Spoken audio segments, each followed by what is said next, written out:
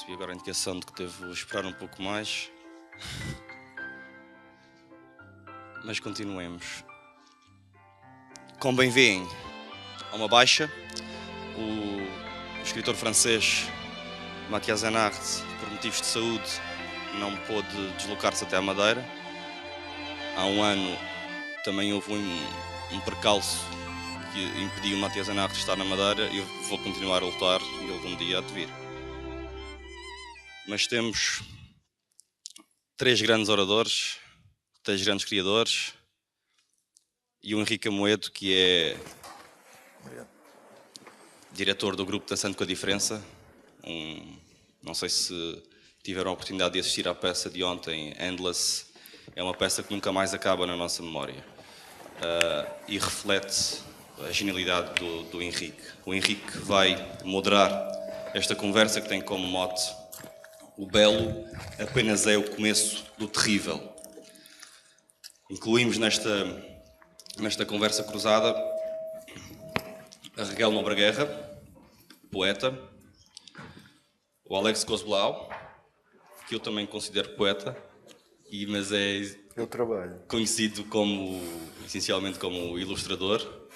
O Alex é um dos grandes ilustradores portugueses da atualidade. Ilustrou, só a título de, como nota de rodapé, ilustrou os 2 livros que a Nova Delphi publicou e trouxe até o público durante este Festival Literário da Madeira: o Evangelho segundo Hitler, que será apresentado hoje à tarde, e a coletânea 70 poemas para Adorno. Por fim, nunca por fim, o Valério Romão, um dos grandes, quanto a mim, é uma opinião que certamente muitos subscrevem se já leram, autor de Autismo, o da Joana, mais recentemente a coletânea de contos da família, um autor que, apesar de já ter publicado antes, ganhou maior projeção com a inclusão de um conto seu na Granta Portuguesa, dirigida pelo Carlos Vaz Marques e sob a chancela da Tinta da China. Aqui está a nossa editora da Tinta da China, Bárbara Orgulhosa. Pelo menos um dos contos, foram os 2, um foi traduzido para sueco e outro para o mesmo, sim. Portanto, o primeiro, à medida que vamos recuperando a mãe, que saiu na Granta, no número 1 da Granta Portuguesa, foi traduzido para a Granta sueca e para a Granta inglesa. Portanto, estão reunidas as condições para confrontar Rilke ou não. Espero, uma vez mais, que desfrutem. Obrigado. Obrigado. Bom dia a todos. Primeiro eu queria dizer que não estou numa posição nada confortável. Fico aqui meio sem saber como conduzir a moderação em função da ressaca do espetáculo de ontem. E foi o que pensei de ontem para hoje, se eu estaria numa posição de belo ou de terrível. Fazer um espetáculo, para quem está acostumado, é uma coisa um pouco viciante. É daquelas situações em que você trabalha e chega no final você fala: nunca mais faria um novo espetáculo, estreias nunca mais. E depois do espetáculo de ontem, que foi uma remontagem, a gente trouxe à cena 60 pessoas, comecei com essa questão. O grupo Dançando com a Diferença, para quem não conhece, é um grupo que tem pessoas com e sem deficiência no seu elenco. Nesse espetáculo de ontem, a gente teve pessoas da comunidade, pessoas que se inscreveram e participaram. E esse universo da deficiência é um universo que eu gosto muito e que acho que pode ajudar aqui na nossa conversa. Gosto muito do universo do freak show, e isso de alguma forma sempre está presente nas obras que faço, nas obras do Dançando com a Diferença. E foram coisas que me que me vieram à memória quando pensei nessa nossa conversa. Acho que a gente pode tirar diferentes relações, tirar diferentes raciocínios quando a gente pensa no belo e no terrível, e espero que a gente consiga explorar isso aqui. O que vai delinear e o que vai deixar, o que vai nos... A linha condutora o belo é apenas o começo do terrível e realmente eu não sei se a ordem aqui das coisas está certa ou se o terrível é apenas o começo do belo. E é por aqui que eu queria começar, abrir aqui a nossa conversa com Alex, com a Raquel e com o Valério, com essa questão, com essa proposição. Se o terrível é apenas o começo do belo ou o belo apenas é o começo do terrível.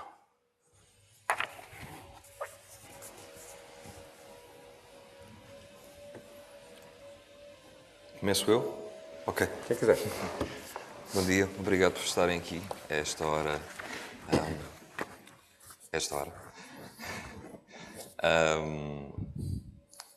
Relativamente, ainda ontem nós tivemos, ou seja, isto é uma conversa que já traz alguma história, porque tivemos a jantar ontem e estivemos precisamente a falar sobre o que é que poderíamos dizer para isto se tornar interessante. E até foi uma das coisas que fizemos, foi inverter a proposição para ver se fazia sentido.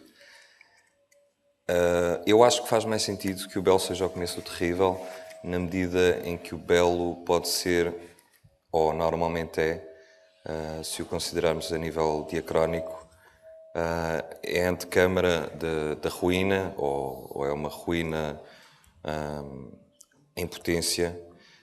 E, ao contrário, se o terrível é o começo do belo, eu, pelo menos ontem, só consegui ver uma possibilidade que tinha que ver com o ato criador e com toda a origem, quase toda, em termos mitológicos, do ato criador, tem a ver com até a origem cósmica, digamos, tem a ver com um começo terrível, em desordem, em caos e em desarmonia, que depois acaba por organizar-se numa estrutura que nos é possível apreender, e essa estrutura, a estrutura, neste caso, que tanto pode ser do universo como a estrutura do mundo físico, como a estrutura de um quadro, de uma representação, ou mesmo num texto, essa regra invisível acaba por ser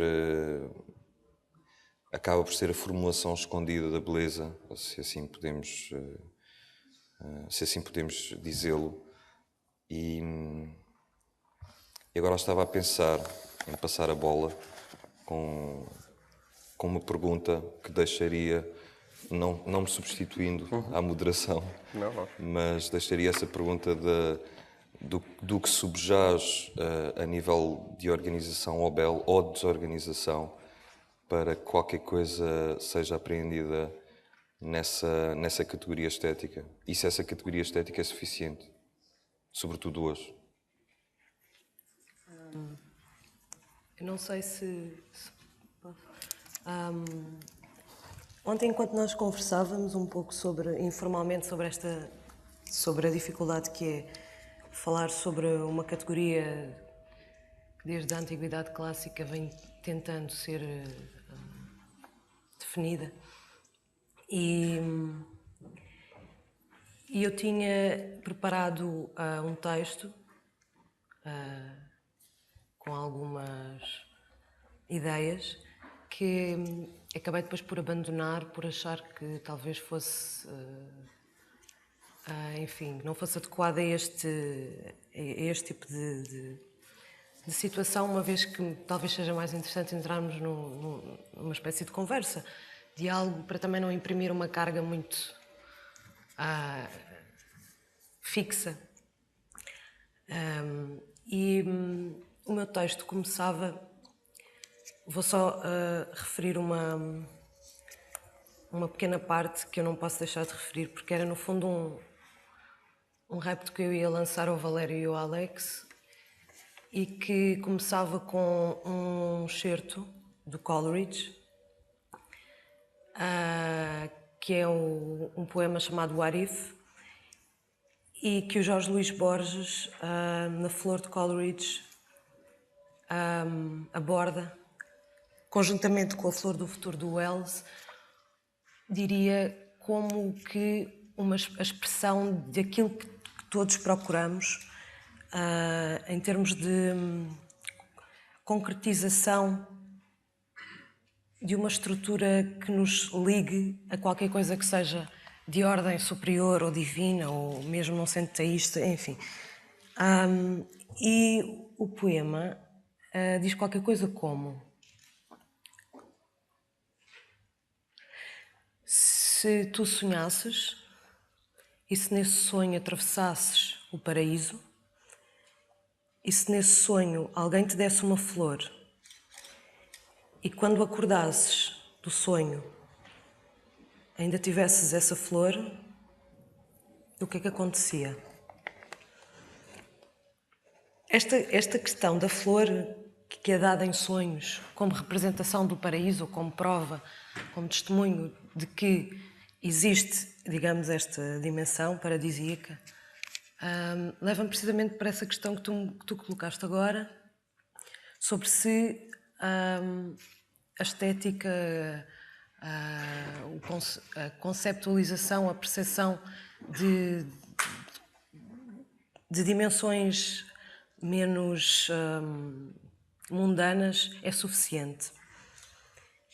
Falando aqui, ou estando aqui como alguém que escreve,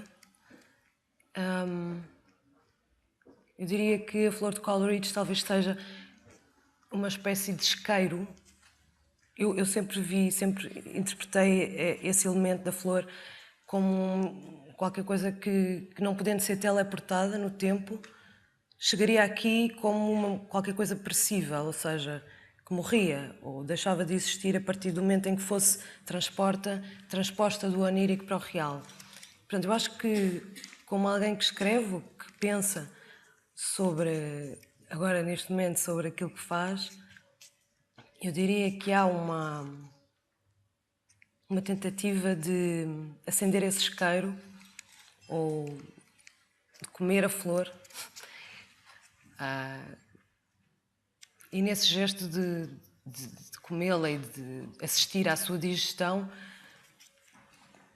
procurar compreender, aliás, entender mais do que compreender, qual a razão que nos leva a procurar o belo, porque no fundo, se nós pensarmos na categoria do belo, esta categoria não pode ser, ou não deve. Eu vinha aqui a falar com eles e a pensar que, se nós pensarmos na forma como o belo foi pensado desde Aristóteles, Platão, Hegel, outros filósofos, vemos quão diversas eram as suas aproximações a esta categoria. E de todas elas, apenas uma se consegue extrair, que é da impossibilidade da sua definição. Ou seja, não há uma praxis, uma normatividade, um manual que nos consiga fazer discernir de que forma é que nós podemos aferir que uma coisa é bela ou que se enquadra, digamos, na dimensão estética. E agora perdi-me. Eu creio que sempre que nós procuramos inscrever qualquer coisa, porque todo o Criador tem em si essa potência criadora, destruidora, um pouco demiúrgica, um pouco apolínea, dionisíaca, e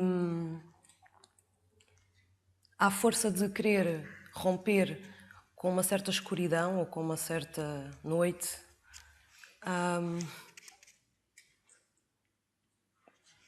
percebe o belo da forma como melhor este belo o conseguir servir.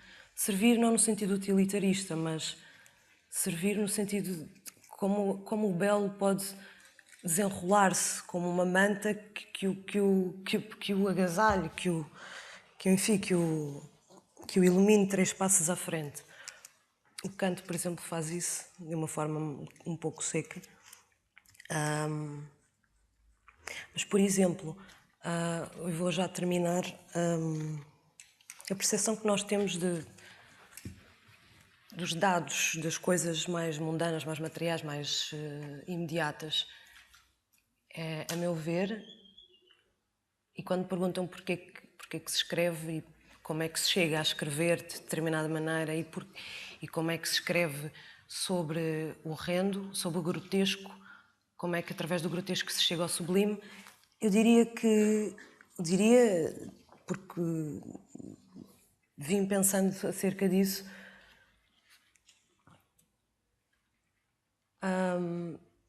o Bernardo Soares diz a determinada altura no livro Desassossego, e eu subscrevo absolutamente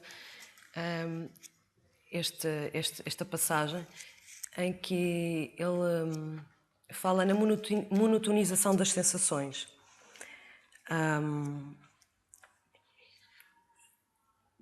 Esta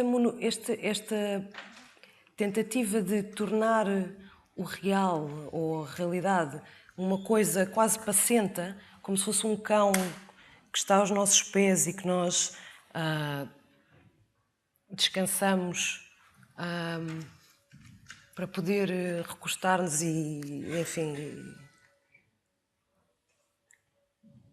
e pensar na forma como as coisas ocupam o seu espaço, como essa ocupação desse espaço é vívida e não imobilista. É interessante perceber como todos nós, a determinada altura, já fizemos isso, ou fazemos isso. Por exemplo, hoje, quando acordei, olhei para o sítio onde nós estamos hospedados e lembrei-me de uma frase do Goethe que diz que nós só precisamos de uns quantos quilómetros quadrados de mar para sentir o infinito. E, de facto, olhamos o absoluto, o infinito. E, de facto, ali, olhando para aquele espetáculo de água, separado por uma linha, eu perguntei-me porquê é que nós escrevemos ou porquê é que nós criamos se está tudo aqui. E isto pode parecer uma banalidade, mas, de facto, talvez seja aquela inquietação mais profunda que nós temos de perceber porque é que nós queremos acrescentar coisas ao real. E aqui, daí eu ter falado no Aristóteles, que referia a arte ou a estética ou a beleza como uma mimesis, uma imitação da natureza. Para que é que nós queremos acrescentar coisas àquilo que já está lá, que já existe? E depois há o outro lado, que é o de, às vezes saímos, entramos no elevador, saímos do elevador, e assim que estamos na rua, percebemos que tudo aquilo que nos rodeia é uma espécie de matéria perecível que nós tentamos converter em qualquer coisa de imorredouro, de plástico, e falo nisto enquanto alguém que escreve sobre essas coisas todas que me afetam. E eu julgo que, não sei se estou a responder a alguma coisa ou se estou só aqui a tergiversar um bocado, mas o belo, talvez, se eu agora pensar de uma forma não nervosa no belo, talvez seja uma espécie de alívio cómico, de alívio cómico mesmo e de catarse que nos levanta uns passos acima da mundaneidade, se é que se pode dizer assim. Sendo que é com essa mundaneidade que nós conseguimos extrair esse lado do espírito, da força que nos permite criar, que nos permite até pensar, perceber os fenómenos à nossa volta. Não sei se estou a ser chata ou se estou a fazer algum sentido, mas também tenho alguma timidez a falar em público e não sei se sou a pessoa indicada para teorizar acerca de uma coisa tão complexa e que que nos convida a um certo respeito. E agora? Mas eu acho que o mais importante é a gente levantar questões e levantar coisas para depois. E acho que estamos indo muito bem. Alex? Eu tinha vindo com a esperança de que ia ser uma primavera aqui na Madeira e apanhei chuva e é chato. E também não sei muito bem o que é dizer sobre o Belo, mas regressando um bocado ao verso do Rilke que daria o mote para isto, assim de repente parece-me que o Belo para mim, e ontem quando falou-se disso, às tantas, aparecia muito a expressão ideal do Belo e eu achei que na verdade não há exatamente um ideal do Belo. O Belo é o ideal. Portanto, é aquela coisa que colocamos lá longe e que tentamos chegar lá. E provavelmente é de facto o começo do terrível, porque terrível é a travessia. Especialmente porque geralmente a coisa não corre bem. Não é?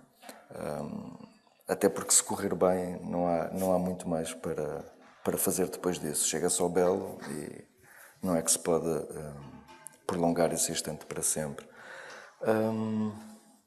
Tentando pegar um bocado, porque eu estou completamente perdido nisto já, naquilo que tanto o Valério como a Raquel disseram, se calhar eu acharia de facto mais interessante uma pessoa pensar no Belo não exatamente como uma questão estética, uma questão que foi abordada pelo Valério, como uma questão de criação que foi abordada pela Raquel, porque acho que muitos de nós acabamos apenas por ser espectadores perante o Belo. Somos uma espécie de utentes, nós não produzimos o Belo, queremos apenas chegar até lá. E provavelmente tantas das vezes nem sequer o conseguimos, uma vez mais, idealizar. É apenas algo que está longínquo, e aqui se quer que tem a ver um bocado com a flor romântica que a Raquel trouxe para aqui, como uma terra prometida onde se quer chegar. E não me ocorre mais nada. Eu gosto de duas coisas que você disse que eu acho que são bem interessantes. E esse somos utentes do Belo eu adorei. E no geral, a gente falou do Belo. E me interessa muito também o contraponto terrível. Onde é que ele está? O somos utentes do Belo, parece que a gente esquece a outra parte, se é que há outra parte. Ou se ela faz parte ou se o terrível está dentro desse Belo, que é uma coisa básica ou não para alguns, mas ver, nos enxergar ou nos percebermos como utentes do Belo é uma coisa que gosto. Ou seja, parece que temos reverência ao Belo e sempre buscamos o Belo, ou a flor romântica aqui da Raquel. Eu posso só dizer uma coisa? Sim, sim. Quando tu disseste utentes, eu fiquei intrigada e também gostei muito, porque eu não vejo tanto esse lado romântico do Belo.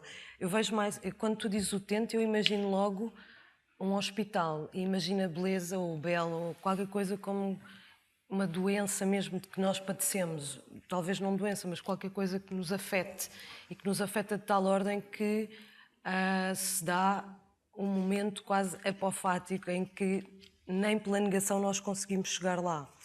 É uma espécie de quase momento de indiscernibilidade da própria afetação que nós sentimos.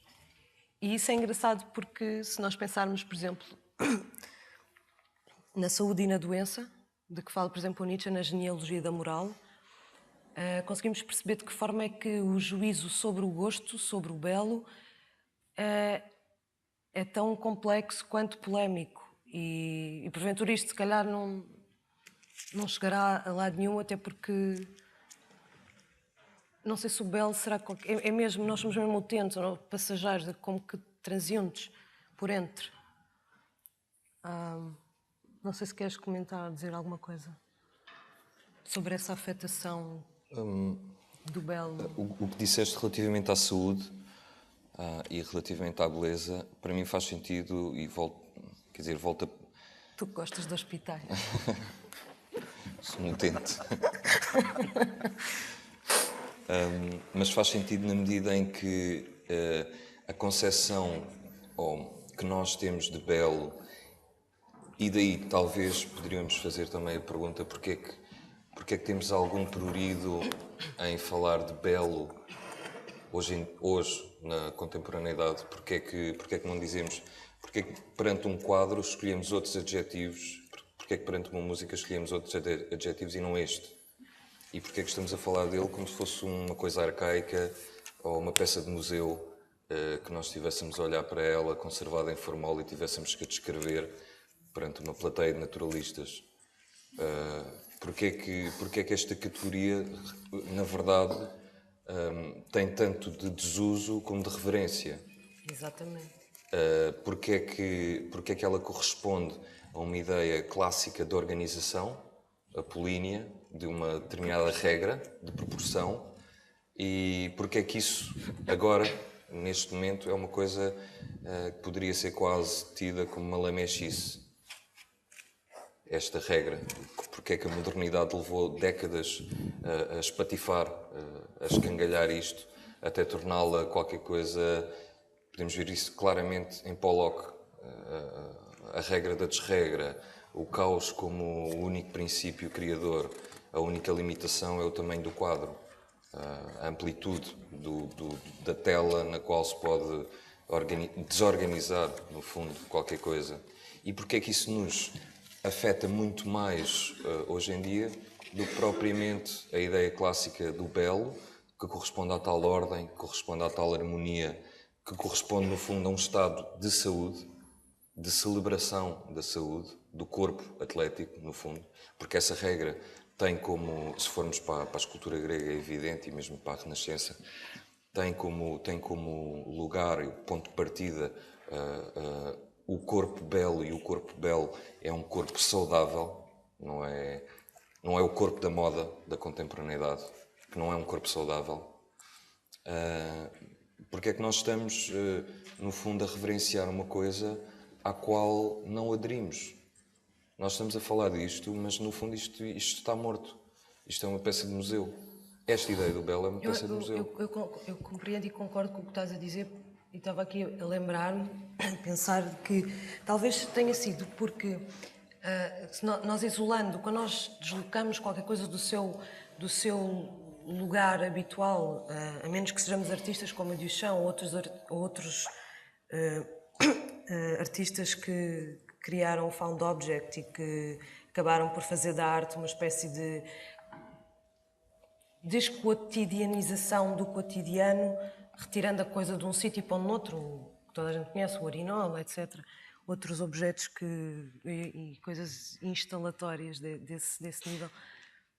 A partir do momento em que nós isolamos uma coisa, que seja um objeto, seja uma ideia, seja uma frase, o contexto é permeável a uma infinitude e a uma equivocidade enormes. E parece-me a mim que, se na Antiguidade Clássica, por exemplo, a disciplina do belo, a estética que tinha como uma das disciplinas o estudo do belo, era estudada ou era vista em conjunto com outras disciplinas como a metafísica, a lógica e a ética. A partir do século XVIII, a estética passa a ser uma disciplina autónoma.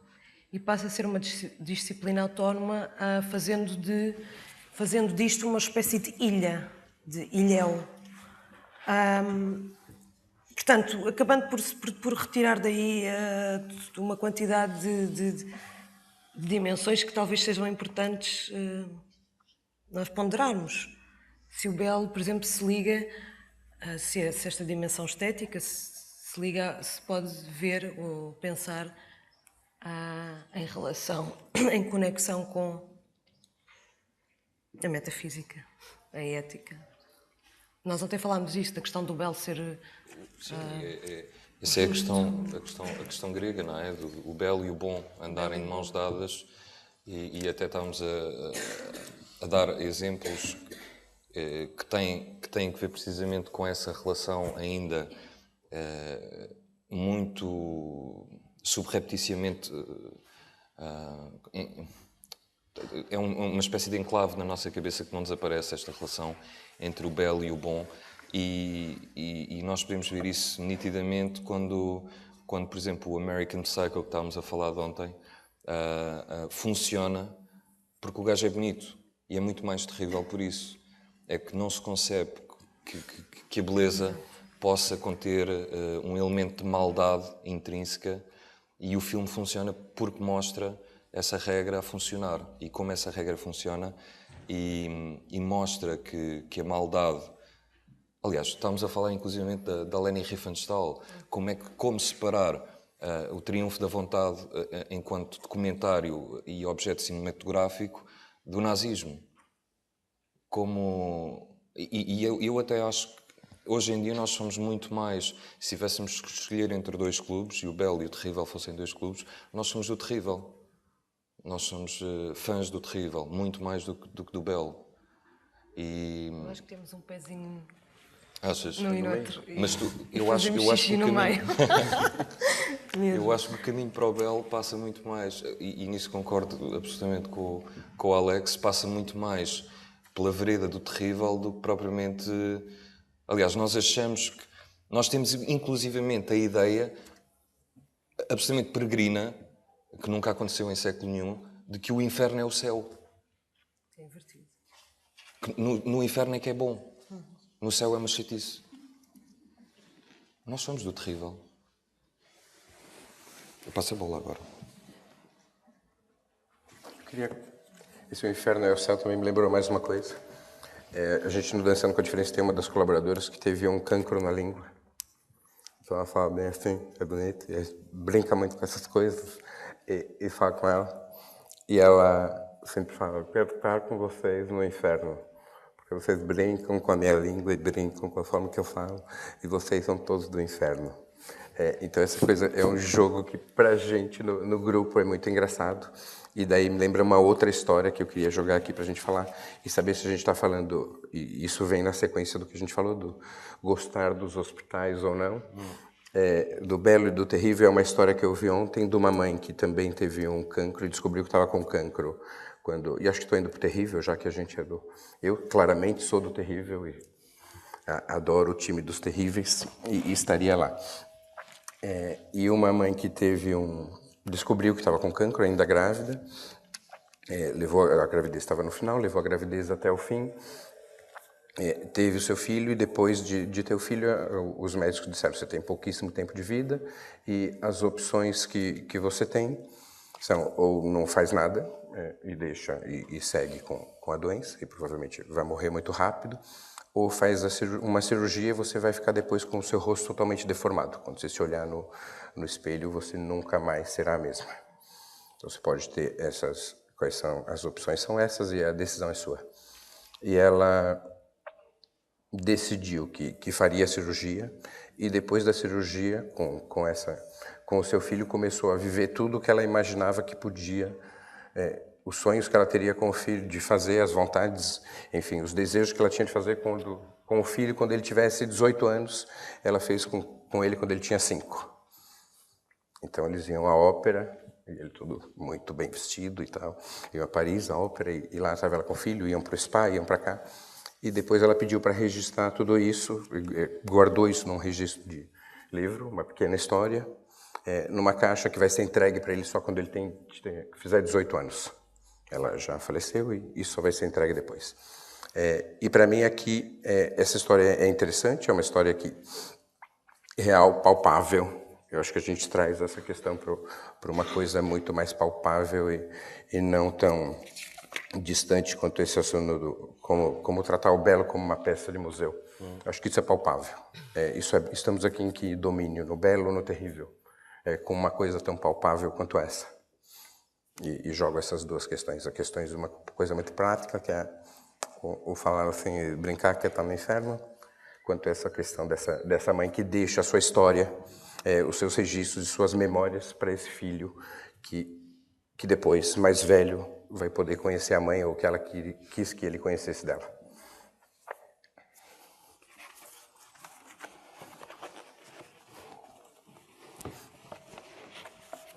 Eu acho que o belo e o terrível não estão necessariamente, não podemos não é necessariamente objetivo, ou não tem um caráter de objetividade que o belo e o terrível, ou o belo e o grotesco, ou o belo e o horrendo, ou, embora tenham sido tratados sempre como antinómios, o locus amoenus, o locus horrendus, não sejam necessariamente amigos ou irmãos, ou não estejam de mãos dadas. Porque, de facto, quando nós contemplamos ou quando nós estamos diante daquelas pinturas da Escola Portuguesa de Pintura, as Tentações do Bosch, os quadros do Bacon, outros exemplos em que o grotesco nos trespassa, nos atravessa, o que nós sentimos não é medo, não é agressão. Podemos sentir-nos agredidos, mas é uma agressão catártica, lá está. Nós somos expulsos para fora de nós mesmos. Há uma expulsão, um fora de si. E acho que esse fora de si, essa deslocação que certos momentos de exposição, a literatura, a arte, etc., até uma paisagem, expulsando-nos para fora de nós, nesse movimento extásico, são a beleza, no fundo. Ou seja, quando tu dizes utente, eu concordo perfeitamente, porque nós, de facto, habitamos isso, ou nem possuímos isso. O utente é aquele que goza de... Alex? Um utente é alguém que... Podes falar um bocadinho disso. Ou seja, de que forma é que essa expressão que tu usaste, que eu acho que é certeira, se adequa neste caso de mais do que percebermos isso e experienciarmos isso, sermos isso também, no momento em que nos relacionamos com o objeto. Ou seja, o sujeito e o objeto já estão numa espécie já quase de contaminação, diria, talvez, um vírus. Vírus é a palavra da semana, não é? Temos que pôr vírus em tudo. Mas, se quer até pegares um bocado nessa tua história em que uma mãe constrói uma espécie de cápsula do tempo, não é? Onde claramente ela está a depositar ali sequer instantes de beleza que fez para o filho, e são claramente instantes dela, que depois, de alguma forma, criarão uma reverberação futura para o filho, que reconhecerá alguma coisa de belo, porque há um fio condutor entre a coisa ter sido criada e depois ser consumida uns anos depois. Mas, quer dizer, objetividade, zero. E é por aí que eu regresso àquilo que antes que estava a tentar dizer, que de facto que não me parece que haja um ideal do belo. É alguma coisa que é ajustada lá à frente e para a qual vamos tentando marchar alegremente até lá.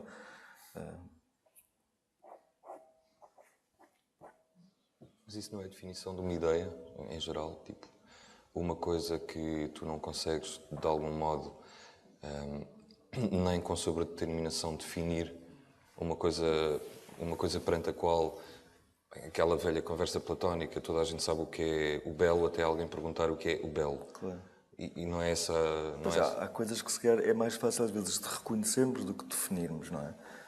Sim. Eu não sei uma ideia operatória se perante para a mim qual... seria uma ideia, parece mais uma espécie de desejo. E aí às tantas, acho que foste tu há pouco que utilizaste a expressão fome, não é? Então, de sim. intangibilidade, não é? Quase não. Acho que utilizaste mesmo fome. Eu gostei mais da ideia da fomeca. É isso que nos move.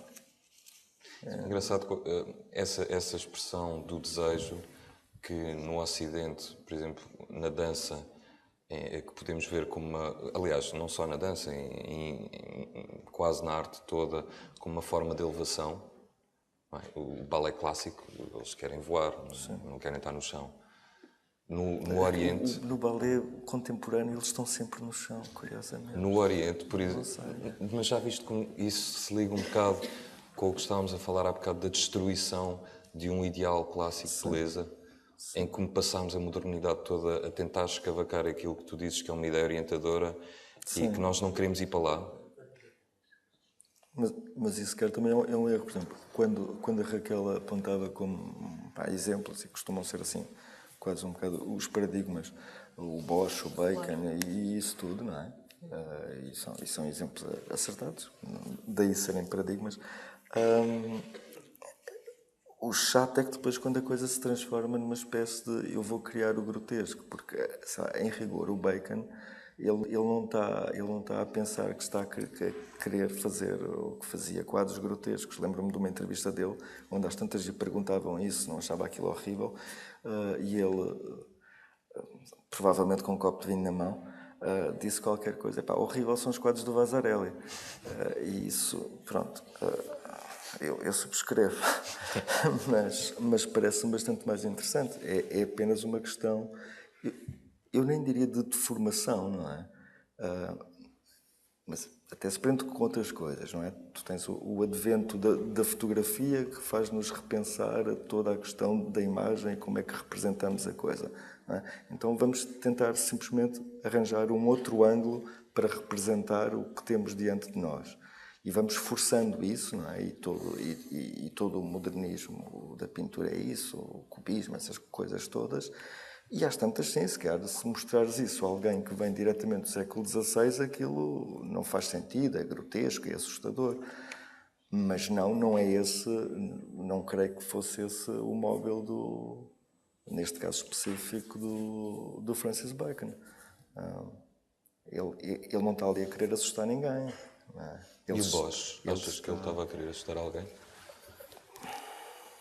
Estou a pensar, mas isso é diferente, não é? Aquilo são quadros alegóricos, ali há uma outra intenção. Mas ele escolhe uma certa imagética e uma forma que é única no seu tempo. Não é assim tanto. Tu tens muitas representações com monstros,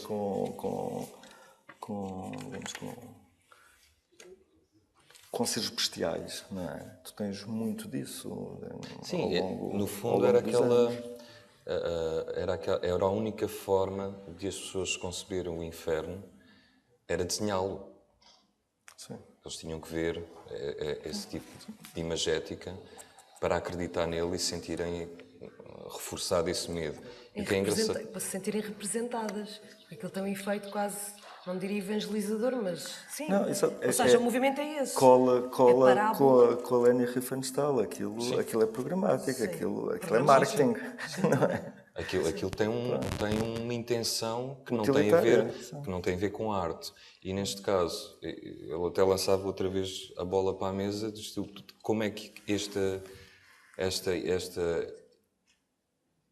programa, este manifesto que até tem mais de ético do que estético da Igreja, não é? Com estas obras, com este tipo de representações, ou com a Leni Riefenstahl, que é um manifesto político em que ela não consegue esconder a sua habilidade artística para o fazer, como é que nós pegamos nisto enquanto obra de arte, sabendo o que contém um elemento terrível, ou pelo menos eticamente podemos condená-lo à partida e temos quase reverenciar com o joelho e ter o outro direito, porque não podemos completamente reverenciar aquelas obras.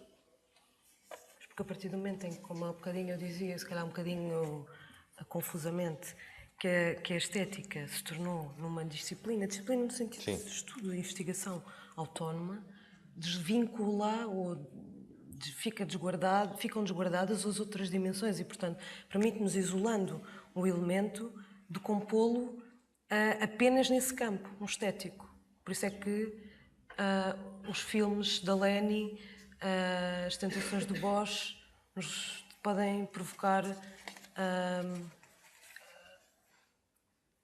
beleza absoluta, ou sublimidade, ou catarse, ou êxtase, ou de uma forma em que não interfere aí questão nenhuma ética, moral, não há ali... Não concordo. Pelo menos no caso da Leni, eu acho evidente que tu não consegues apreciar da mesma forma sabendo o que é o nazismo, aquele documentário. Mas admites que é belo. Percebes? A partir do momento em que admites que é belo, mas não fizemos estás a separar... Estes génios chameses, belo e bom, gente nunca os conseguiu separar inteiramente. Exatamente, sim. Eles ainda têm, nem que pela cauda eles estão ligados.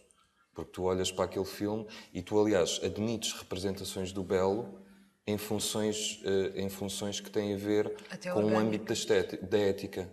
Porque há representações do belo que, a partir que estão resguardadas ou que para ti já não são belas porque violam princípios elementares éticos. E depois também quem sabe fazer bem as coisas sabe que, seguindo certas regras, a proporção, o ritmo, dizer, quem escreve, quem compõe, sabe isso tudo, não é? O metro, o ritmo, a proporção, abrir questões ao público, diz ali. Eu gostava só de perguntar uma coisa ao Valério e ao Alex, que era sobre a forma como eu comecei, que era que eu acho que no fundo consegue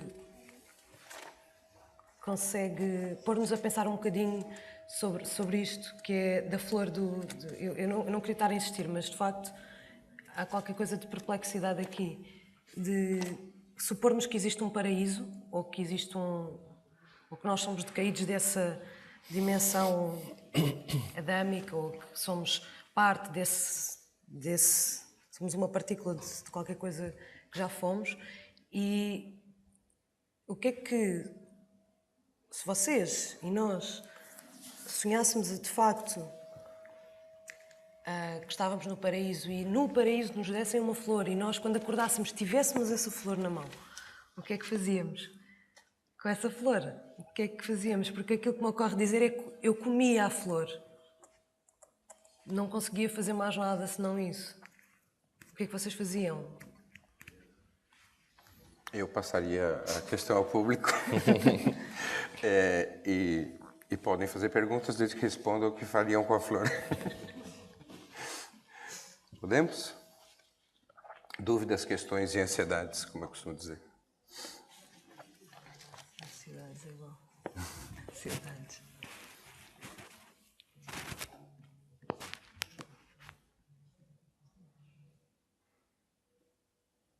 Posso provocar? Felipe Ferraz. Que conheço bem. Como é que podem ser vistos os filmes da Lene? Os filmes que você, de alguma forma, usou no espetáculo de ontem.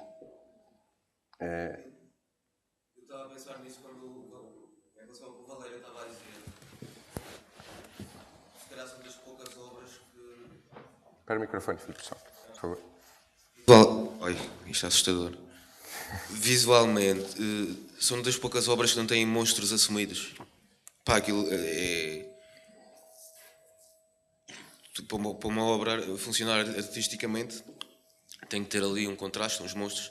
E os monstros estão todos escondidos. Acho que quando tu sabes que aquilo é sobre o nazismo, ainda mais belo é o filme.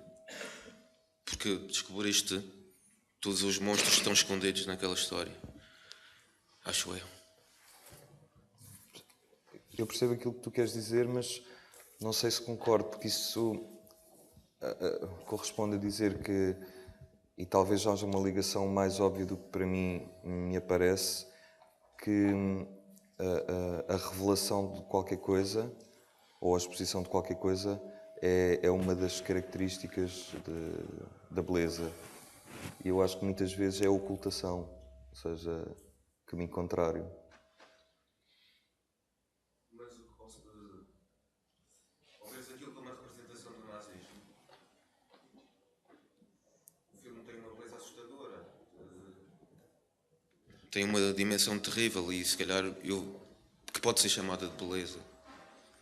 Mas não sei, estou a dizer coisas assim. Sim, nós também. Não sei, eu continuo um bocado... A Raquel tem a sua flor, eu tenho a minha. Eu continuo um bocado fixado nesta questão de que a contemporaneidade está apaixonada pelo grotesco e no fundo, pelo terrível, por reação, talvez, até diria, já que me permito dizer tantas coisas, diria mais esta, até por reação talvez um pouco adolescente para com uma história clássica em que toda a ideia de beleza segue um padrão em que há uma repetição e uma clonagem em diversas épocas e em diversos dispositivos de uma mesma regra, muito evidente, e a modernidade nesse sentido, e a beleza do documentário da Leni, que acaba por no fundo estar ligado a esta ideia de que o belo e o bom são dois siameses, ou são dois vasos comunicantes, ou partilham a mesma essência. Esta ideia da Leni Riefenstahl e esta ideia da modernidade de espatifar a categoria de belo enquanto ordem e no fundo, trazer mais membros para o clube da desordem e do terrível, para mim tem que ver com uma educação e com uma cultura que só pode, no fundo, talvez muito acertadamente, que só pode evoluir ou só pode progredir se rejeitar de algum modo toda a sua história para, não sei, se houver realmente uma superação desta antítese, então incorporá-la de uma forma que assimila também esta face da moeda, que é o terrível. Eu não respondi a nada, mas... Mas não vou responder a nada, só já agora mais uma coisa. Eu gostei muito daquela ideia há pouco da beleza ser uma coisa que está ao fundo. E se calhar essa maneira de falar da beleza clássica, conseguimos vê-la dessa forma porque ela está ao fundo, ou seja, a Antiguidade Clássica também é uma galeria de terrível, de monstros, de teatros cheios de assassinos e pedrastas e tudo o que... mas nós estamos longe, portanto vemos a beleza, e se calhar não vemos a beleza ainda deste século, porque ainda estamos nele, não sei. Também não estou a responder a nada. Não, mas eu concordo com a vantagem da distância.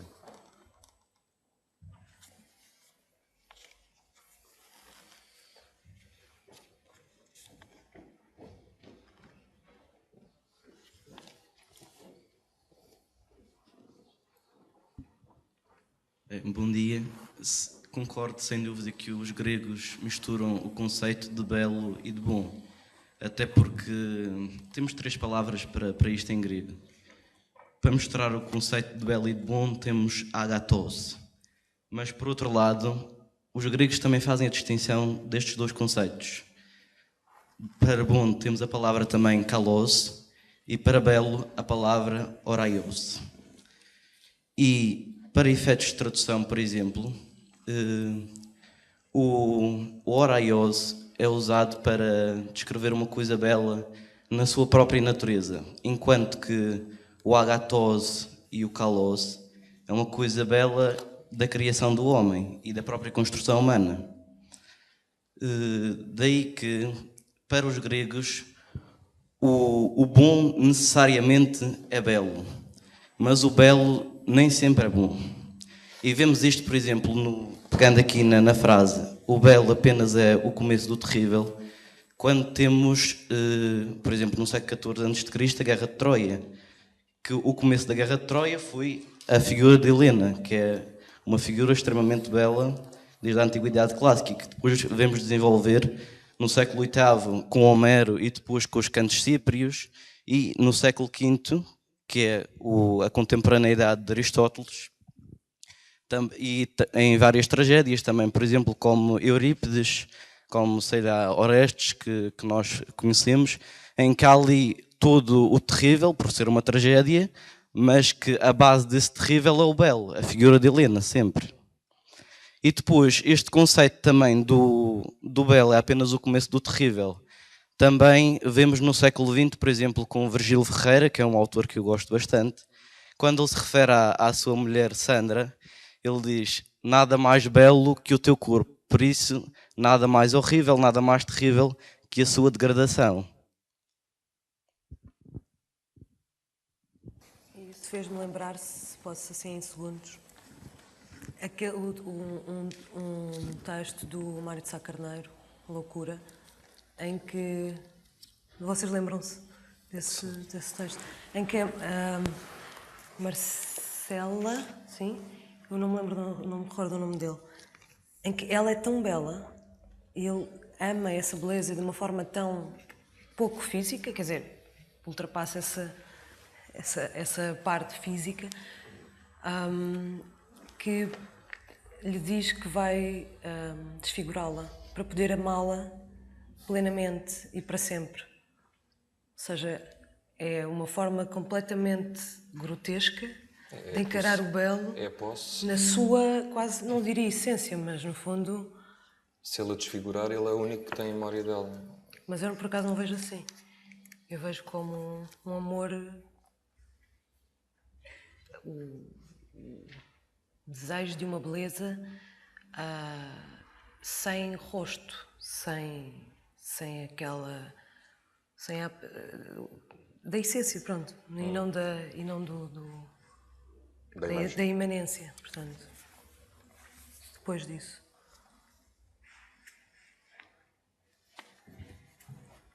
E agora?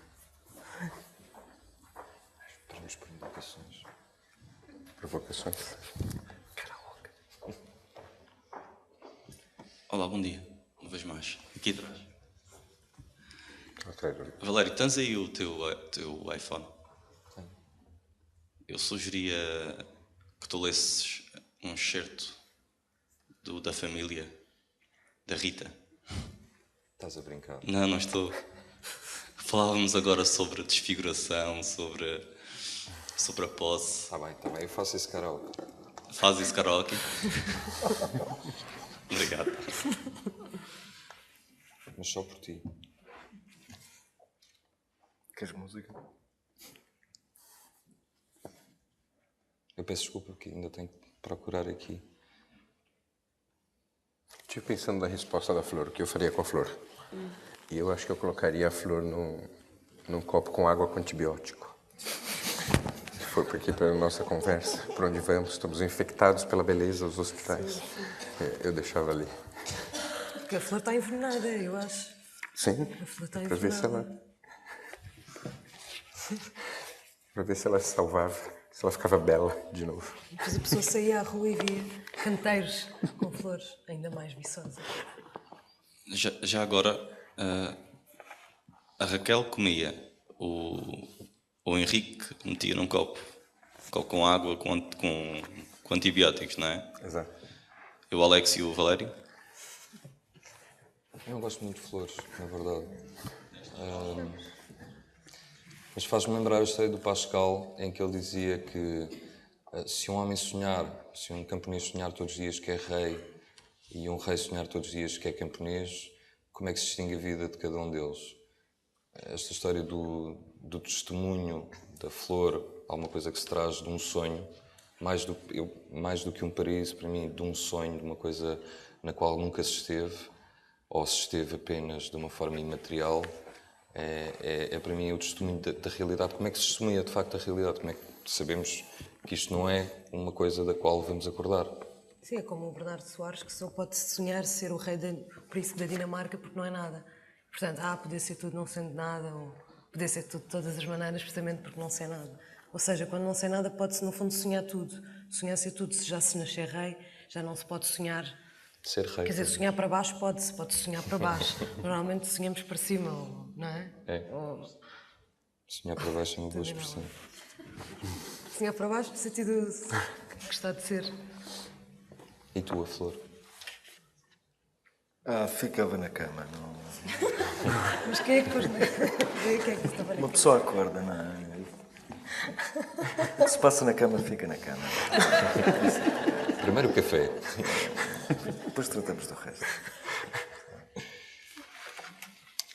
É porque a Flor é o paraíso, não é? A representação do paraíso. O paraíso ficava na tua cama. Não percebo nada disso. Eu encontrei a letra do karaoke. Então vou só... Já sabes que levei os miúdos, as roupas, as coisas do banho, a comida biológica dividida em pequenas porções dentro de tupperwares de cores berrantes como as da Benetton. Levei também os livros deles, porque de noite é só pela leitura que consigo convocar o sono do Rogério, e não raras vezes ele acorda horas depois com um pesadelo esganalho a maçã de Adão. E eu abraço-o, como te abraçava, Rita, quando fazíamos um ninho tão perfeito que quem nos visse de cima poderia facilmente confundir-nos com um daqueles símbolos chineses, a preto e branco, em que se vêem explicados a imortalidade e o infinito complementar. E ele nos meus braços faz um infinito só ligeiramente mais pequeno, e lá vai voltando ao sono, às vezes a chamar por ti, Rita. A mãe, e eu tenho de dizer-lhe a verdade, por muito que isso agora o magoe. Percebes? Estou certo, percebes, afinal o futuro está cheio de divãs onde regurgitar a infância. Não é como antes que se carregavam os traumas do berço à cova, numa procissão de cicatrizes. E eu digo-lhe baixinho, que dói menos. A mãe é má, Rogério. A mãe, na verdade, é má. Quando recebi o teu último e-mail, no qual me tratavas numa bilis de teres encontrado em mim o maior dos criminosos, fiquei muito ansioso, Rita, porque não considero que mereça de ti esse desprezo calcinado com que aprecias todos os meus atos terrenos, mesmo aqueles e sobretudo aqueles que nos ligam um ao outro, talvez nunca mais na disposição de cornucópia asiática pela qual se prisma o infinito, mas ainda assim muito próximos, nem que seja pelos putos e pelo cão. Devo dizer-te que não voltarei a cortar uma pata ao Nero. Foi um erro, a todos os níveis, e já pedi desculpa aos miúdos, e até aproveitei a ocasião para lhes explicar o que era o sangue e a sua importância, e como todos estávamos sujeitos às desregras do sofrimento, sem aviso prévio que não somos nem melhores nem mais espertos do que os gregos antigos, sobre os quais a vida descia torrencialmente num aguaceiro de facas, e o bichinho na verdade não ficou mal, consegue andar, mesmo que sempre em primeira. E a pata não me serviu de nada, porque quando entrei nos correios, com ela nos bolsos para te a fazer chegar, percebi que não tinha dinheiro para aqueles envelopes almofadados. E o homem não aceitou receber aquilo noutro qualquer, que se rasgava, dizia. Vê lá tu que, pelo menos, ainda há profissionais. E sinto que deverias, talvez, regressar ao território abandonado do nosso passado recente e lá fazeres a arqueologia do teres gostado de mim, do como e do quanto. E mesmo que saias de lá com coisas mortas nas mãos, pelo menos podes decalcar no processo a forma do nosso trato e passares a ser para mim, mesmo que não o sintas, amorosa. A ver se não acontece mais merda nenhuma.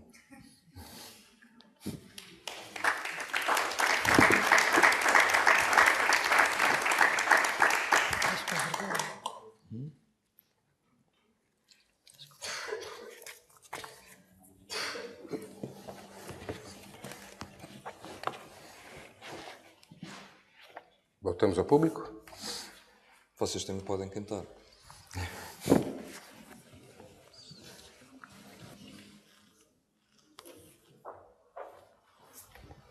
Raquel, só uma provocação. E se a flor de Coleridge fosse a rosa de Hiroshima? Eu já sabia que tu ias fazer essa pergunta. Fazias um buquê, já tinha.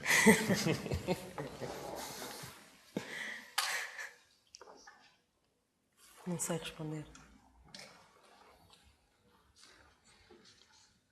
É porque uma tem um nome literário à frente e a outra tem uma catástrofe.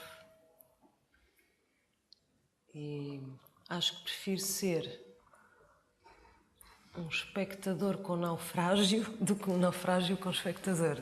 Assim, terminando de uma forma um bocado trocadilheira. Não consigo falar sobre isso.